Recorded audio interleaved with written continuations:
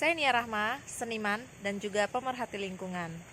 Saya mendukung sepenuhnya kegiatan 30 Summits, pendakian 30 gunung di 30 titik dari Sabang sampai Merauke. Di setiap titik nantinya akan dilakukan kegiatan sosial yang pastinya akan sangat dapat bermanfaat untuk warga sekitarnya. Mari kita lestarikan alam Indonesia, cintai Indonesia.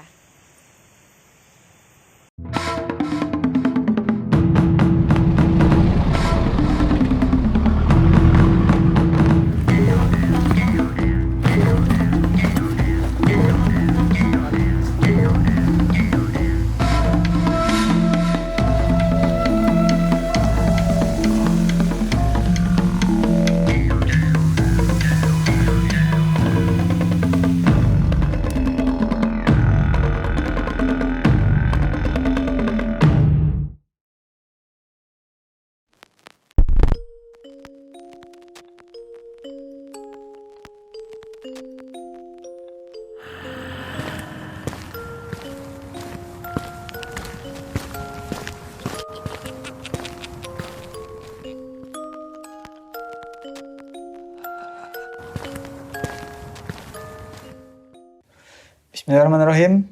Assalamualaikum warahmatullahi wabarakatuh. Saya lanjut lagi ya.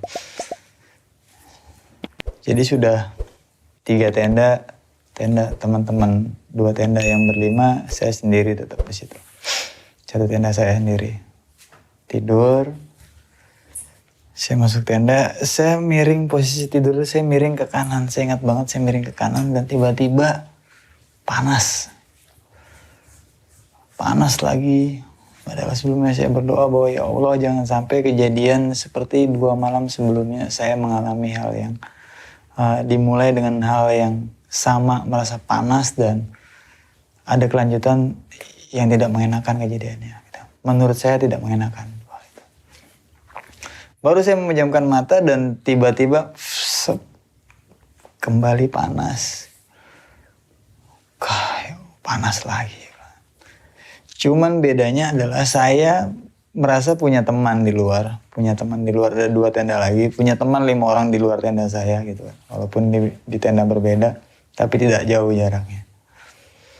Setelah saya putusin, saya buka. Seret.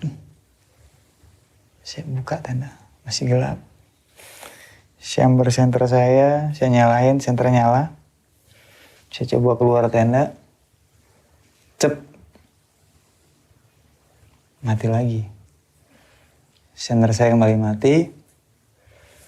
Dan bunyi kuda. Saya langsung nengok ke belakang. Jadi posisi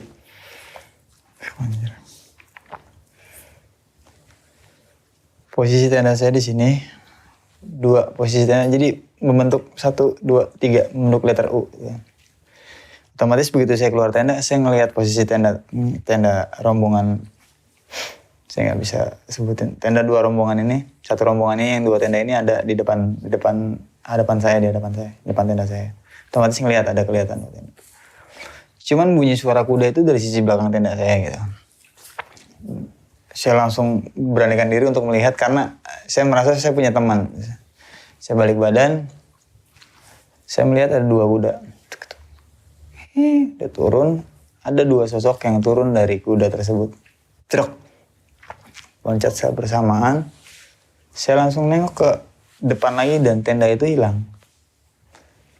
2 tenda punya rombongan itu hilang.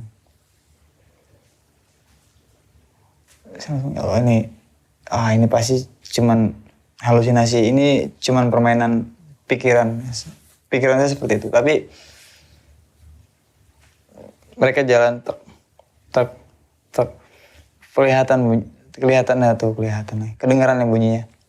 Serak. Persis di samping saya dia berdiri berdua.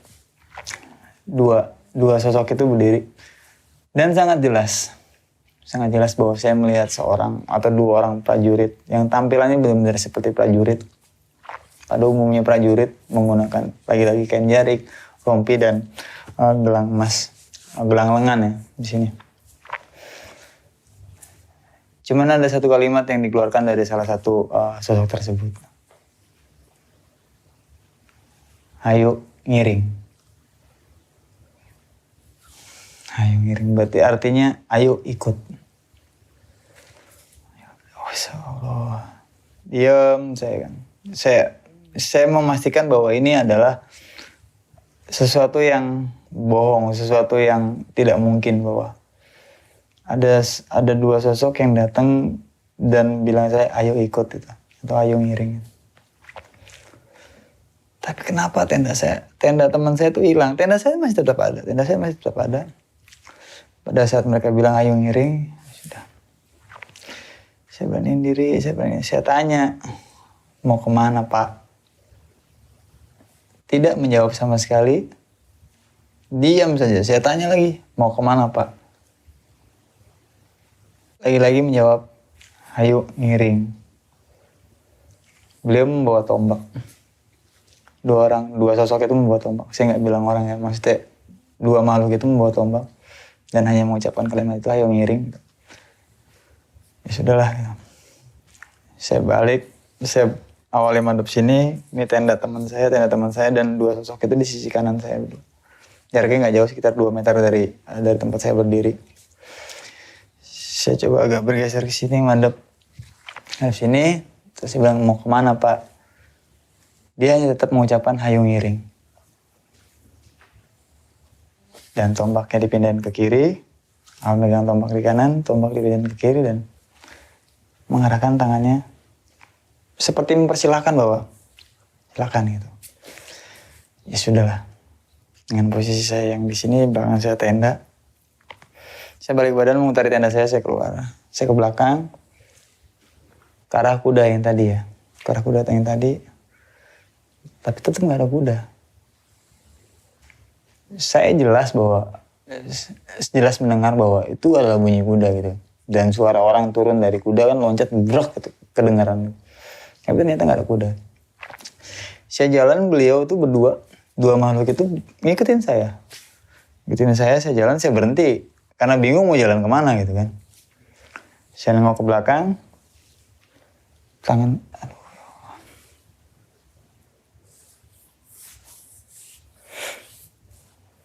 hanya mengisyaratkan untuk jalan gitu kan.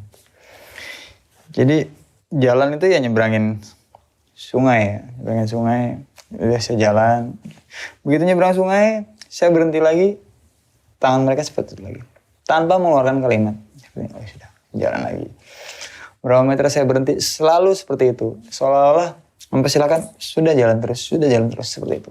Saya nggak tahu ucapannya apa ya. Mereka tidak berucap, hanya menunjukkan dialek ya, dalam artian gestur tangan dia untuk mempersilahkan saya berjalan lagi. Saya jalan lagi terus. Tibalah saya sampai bibir kawah, tempat yang saya ingat yang saya datang ternyata itu siang dan ternyata masih malam. Pada saat saya merasa siang ternyata masih malam. Sampai situ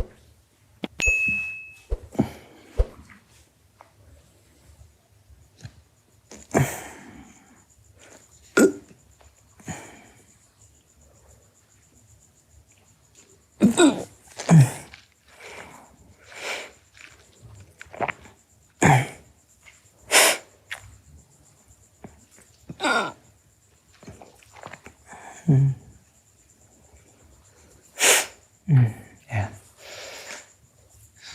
Sampai situ tuh saya bak pahlawan atau seperti pahlawan atau seperti orang yang benar-benar dinanti kedatangannya, bahwa begitu datang seru, semuanya kembali terang dan meriah, sangat meriah, seolah-olah sedang mengadakan pesta di sebuah taman yang luas, taman yang indah. Ya, seperti saya bilang, kalau saya ingat, saya hanya mengingat sekarang bahwa saya berkunjung ke beberapa tempat sampai saat ini saya bercerita. Tempat yang saya lihat saat itu mirip sekali dengan mirip banget dengan Candi Ratu Boko di Yogyakarta. Dan menurutku itu mirip dari mulai sisi rumput, terus bangunan pendopo segala macam. Tapi saya sadar bahwa saya ada di tanah Sunda gitu. Oh, meriah banget. Terus seolah mereka membuka jalan untuk saya bisa masuk. Dan mereka menunduk Semua menunduk. Dan saya tetap tidak berani untuk berjalan karena apakah ini untuk saya gitu, apakah ini untuk saya gitu. Saya kembali menengok ke belakang dan lagi-lagi gestur badannya dia menunjukkan untuk menunjukkan gestur badannya menunjukkan untuk saya bisa masuk ke dalam. Saya masuk terus saya lanjutin ke dalam, saya jalan, saya lewatin barisan prajurit. Di dalam sedang ada pesta. Lagi ada pesta besar, lagi pada nari segala macam dengan segala musik gamelan dan masih ada yang nari seperti itu. Saya terus jalan. Setiap saya jalan dan begitu di depan saya itu ada kerumunan dan sedang beraktivitas entah menari, entah itu bermain, entah itu lalu lalang. Mereka tiba-tiba berhenti dan mereka berbaris dan mereka menunduk seolah-olah saya lewat tuh mereka seperti mungkin raja atau pangeran lewat dan mereka adalah para ajudan yang tiba-tiba tidak berani menatap mukanya, menatap wajah dan mereka selalu menunduk dan semuanya menunduk. Saya terus lewat sampai ke kerumunan atau beberapa putri yang menurutku dia putri itu karena berbeda tampilannya karena lebih lebih rapi, lebih cantik, duduknya lebih tertata dan mereka punya tempat duduk masing-masing gitu. Dan pada saat saya sampai di depan mereka hanya berucap wilujeng. Saya tidak tahu maksudnya apa, apakah dia menegur saya, menyambut saya pada saat saya datang, ataukah dia berucap pada sesuatu yang lain. Saya tidak paham di saat itu, tapi yang jelas yang bisa saya lakukan hanyalah tersenyum. Lagi-lagi saya tidak tahu apa lagi yang harus saya lakukan. Iya, yang saya lakukan adalah lagi-lagi saya berbalik ke belakang dan dua pengawal tadi ya hanya menunjukkan tangannya untuk terus lanjut ke jalan ke depan. Tapi putri-putri tadi ada 5 orang. Ada 5 orang putri. Itu mereka tidak menunduk seperti orang-orang yang tadi saya lewatin pertama gitu kan. Dari mulai pengawal sampai penjaga, pengawal dan mulai orang-orang biasa itu tidak. Mereka menunduk, tapi 5 putri ini tidak menunduk sama sekali. Gitu. Saya lewat terus ya, sampai tiba seperti bangku pendopo agak panjang, mungkin bisa muat untuk duduk bertiga. Kalau untuk orang sekarang nongkrong itu duduk bertiga, cuman mungkin zaman dulu itu pendopo atau singgasana untuk 1 orang duduk gitu, atau seorang putri duduk. Sangat besar, ukiran yang sangat bagus dari kayu gitu. Saya sampai di depan tempat itu karena saya tidak bisa berjalan lagi karena sudah mentok di situ. Dan saya nggak tahu mau ke kanan atau ke kiri gitu kan. Di sisi kanan saya itu adalah penari, di belakang penari adalah penabuh gamelan. Di sisi kiri saya ada satu pendopo besar, yang di sana ada singgasana yang lumayan sangat besar dan ada beberapa orang yang berdiri di sebelah singgasana tersebut seperti pengawal. Tapi tidak ada orang atau tidak ada sosok yang duduk di singgasana tersebut. Saya berhenti lagi-lagi, saya nengok ke belakang dan awalnya menunjuk tangan seperti ini. Begitu saya berhenti di tempat yang terakhir, mereka berdua menunjuk seperti ini dan mengisyaratkan untuk saya duduk. Begitu saya duduk, gamelan berbunyi, penari melakukan pekerjaannya itu dengan menari. Sontak saya nggak berani ngeliat ke kiri, saya nggak berani ngeliat ke kanan. Pandangan saya hanya lurus ke 2 pengawal yang tadi mengantar saya atau menjemput saya sampai dengan tempat yang saya duduk. Pengawal itu masuk ke dalam. Dalam artian masuk ke pendopo yang tadi saya berdiri sebelah sini. Bangku itu di depan saya. Gamelan di sebelah kanan, pendopo di sebelah kiri. Begitu saya duduk, saya madep ke arah sini, mereka berdua itu masuk ke arah kiri, masuk ke arah pendopo. Mereka masuk, saya tetap menunduk, saya nggak berani melihat kemana-mana lagi, saya nunduk, ya Allah ini apa. Pada saat saya menunduk, ada ucapan yang sangat-sangat berkarisma. Sosok perempuan atau bunyi dari atau suara dari sosok perempuan yang sangat berkarisma, yang sangat lembut dan sangat nyaman rasanya. Seolah-olah suara itu benar-benar menjadi sebuah kasih dari seorang ibu. Ya kan? Suara itu hanya terdengar, "Selamat datang Incu." Selamat datang Incu. Dalam artian Incu, sepengalaman saya adalah cucu. Ya kan? Jadi mengucapkan selamat datang cucu itu ini siapa yang ngomong? Ini siapa yang ngomong gitu kan. Begitu saya nengok ke kanan, temaram yang tadinya terang tuh jadi kayak pudar. Kayak pudar, tapi dua sosok itu kelihatan. Dua sosok yang tadi menjemput saya, pengawal dua itu terlihat jelas bahwa dia berjalan mengiringi sosok yang di tengah yang dikawal oleh mereka berdua.